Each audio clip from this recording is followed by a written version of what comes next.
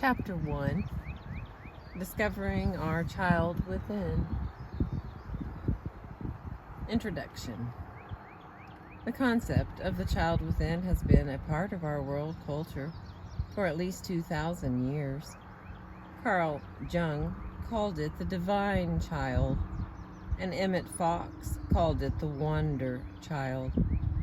Therapists Alice Miller and Donald Winnicott refer to it as the true self. Raquel Lerner and others in the field of chemical dependence call it the inner child. The child within refers to that part of each of us which is ultimately alive, energetic, creative, and fulfilled. It is our real self, who we truly are. With our parents' unknowing help and society's assistance, most of us deny our inner child.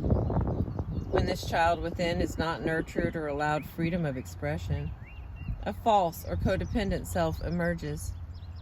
We begin to live our lives from a victim stance and experience difficulties in resolving emotional traumas.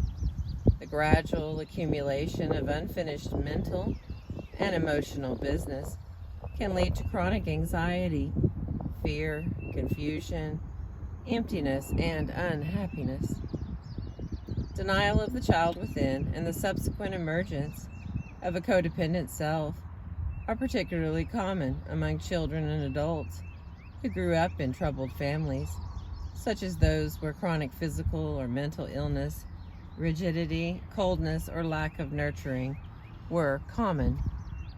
Yet, there is a way out. There is a way to discover and to heal our child within and to break free of the bondage and suffering of our codependent or false self. That is what this book is about.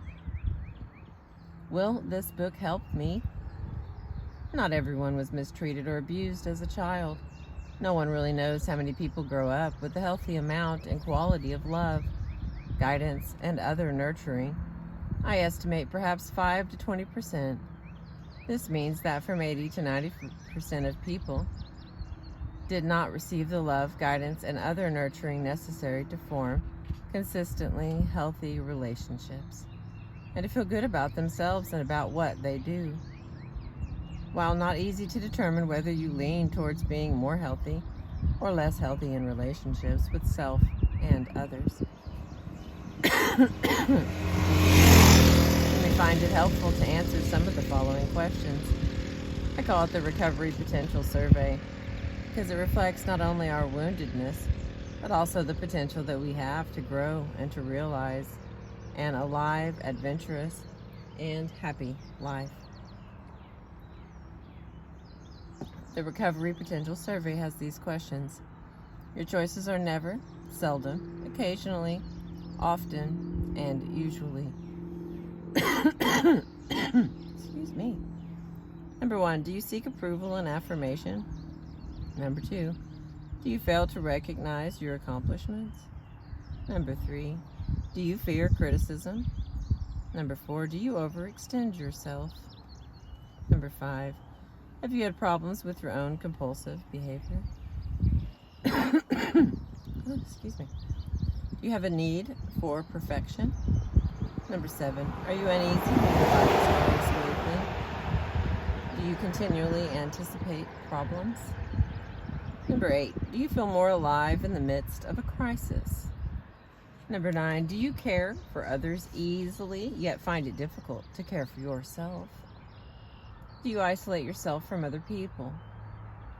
Number 11, do you respond with anxiety to authority figures and angry people? Number 12, do you feel that individuals and society in general are taking advantage of you? Number 13, do you have trouble with intimate relationships? Number 14, do you attract and seek people who tend to be compulsive?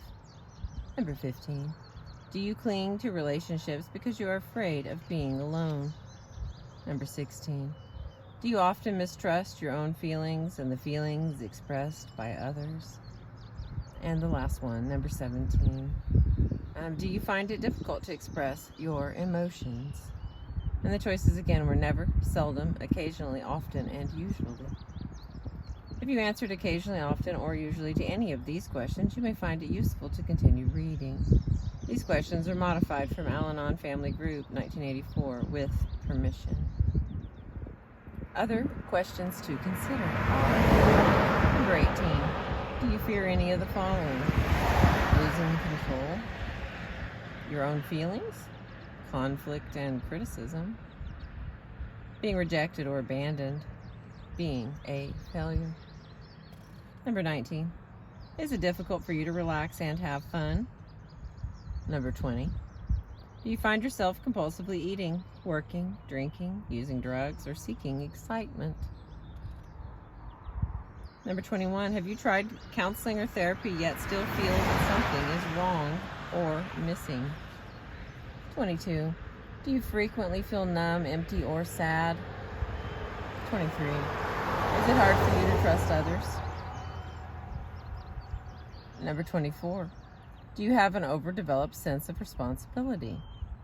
25, do you feel a lack of fulfillment in life, both personally and in your work? 26, do you have feelings of guilt, inadequacy, or low self-esteem? 27, do you have a tendency toward having chronic fatigue, aches, and pains? 28, do you find that it is difficult to visit your parents for more than a few minutes or a few hours? 29, are you uncertain about how to respond when people ask about your feelings? Number 30, have you ever wondered if you might have been mistreated, abused, or neglected as a child? And the last one, number 31, do you have difficulty asking for what you want from others? If you answered occasionally, often, or usually to any of these questions, this book may be helpful to you. If you answered mostly never, you may not be aware of some of your feelings. In this book, I describe some basic principles of discovering who we really are and propose that the answers lie in the liberation of our real or true self, our child within. I will then describe how to bring about the rediscovery or the recovery of our real self, which may diminish our confusion, our pain, and our suffering. Accomplishing these tasks will take time, effort, and discipline. Because of this, you may wish to read these chapters over at intervals throughout the coming months and years.